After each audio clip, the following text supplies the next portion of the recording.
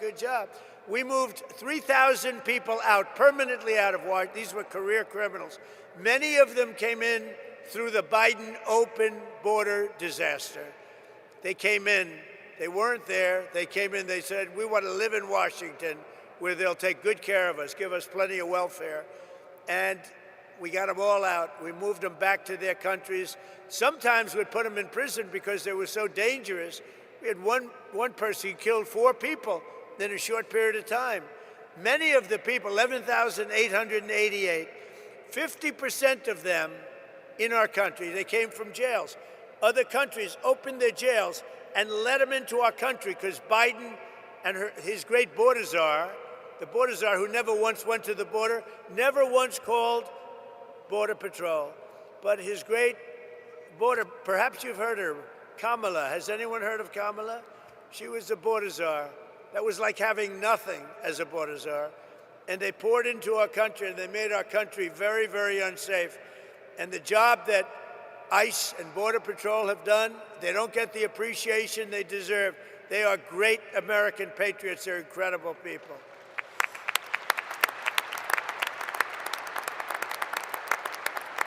So we brought together 22 federal agencies, state and local police, and 1,500 members of the incredible National Guard to smash the grip of the violent criminals on this iconic American city. The city is incredible. People love it so much, but they're just fed up. They can't stay, and now they're staying. I had somebody backstage say, sir, I was ready to leave, and now we're staying. I said, don't worry, it's going to get much better. It just takes a little more time. Like our D.C. efforts, the Memphis Task Force has been led by our Director of U.S. Marshal Services, Gaddy Seralta, who's incredible. Where's Gaddy? Gaddy, you are unbelievable. And I want to thank you for the work. He did a job in Washington. So when I heard Memphis, I said, I want the same guy that did Washington. Because that went, you're going to tell us when you get up which was more difficult, all right? But members are known all over the world as the home of Graceland. You know I'm going to see Graceland after this? I think, is that right? I love Elvis. I never met Elvis. Everyone said, did you? I met them all. I met Sinatra. I knew all of them. I never met Elvis. Sometimes I feel I should tell the little fibs that I knew him well. I love Elvis, but I never met him. But I'm going to go see Graceland after this, I think. I'm sure it's not going to be a very long stay, but I want to see that. But for years prior to our involvement, Memphis had become known for something else, being the murder capital of the USA. That's not a good title. It was averaging far more than 1 murder per day, with a crime rate higher than Colombia, Mexico City, or Baghdad. In the year, I shouldn't be saying this, but here's the good news, it's been fixed, all right? I hate to say this because it's so negative. It's so negative. In the year before I took office, Memphis saw more than 12,500 violent assaults, 429 rapes, and 7,600 burglaries and armed robberies. And I mean, it was getting worse. This catastrophe was a result of years of local politicians, judges, and prosecutors who sided with violent criminals over law-abiding citizens. Basically, liberals, or now they like to go with the word progressives. You don't hear liberal. They're liberal.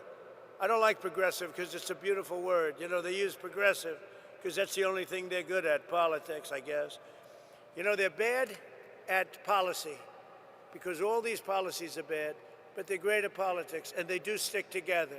They stick together, they're good at politics, but they're bad at policy because they can't sell open borders, they can't sell transgender for everyone, they can't sell men and women's sport, so they can be the greatest politicians in the world, and that's why I'm here instead of them, I guess. But just as we have in D.C., here in Memphis, we've achieved one of the largest, fastest declines in violent crime ever recorded. So that's something, right? Ever recorded. In fact, you're half a percentage point away from the record, so we'll catch them in the next month or two, all right? I think that's going to happen. But that includes a 60% drop in robberies, a 74% drop in carjacking, and motor vehicle thefts. We have always achieved numbers that are good. these numbers are right on line to be among the best that we've done. And wherever we do this, we have very similar results. We were in New Orleans, where the governor called us, as you know, and we went to New Orleans. They just had Mardi Gras. They said it's the first, it sounds terrible, but it's the first Mardi Gras we've ever had where there was no murder. Can you imagine? Doesn't sound too good, but, you know, we're talking about the facts. And they said we had the lowest crime that we've ever had on Mardi Gras, which is almost nothing. We went there about 4 months ago. We did a great job. So we've achieved a 70% reduction in murders from the peak in this place. In total, we've arrested 7,000 criminals, seized more than 1,100 illegal guns, taken more than 1,000 pounds of illicit narcotics, and rescued more than 150 missing children, making their parents beyond happy.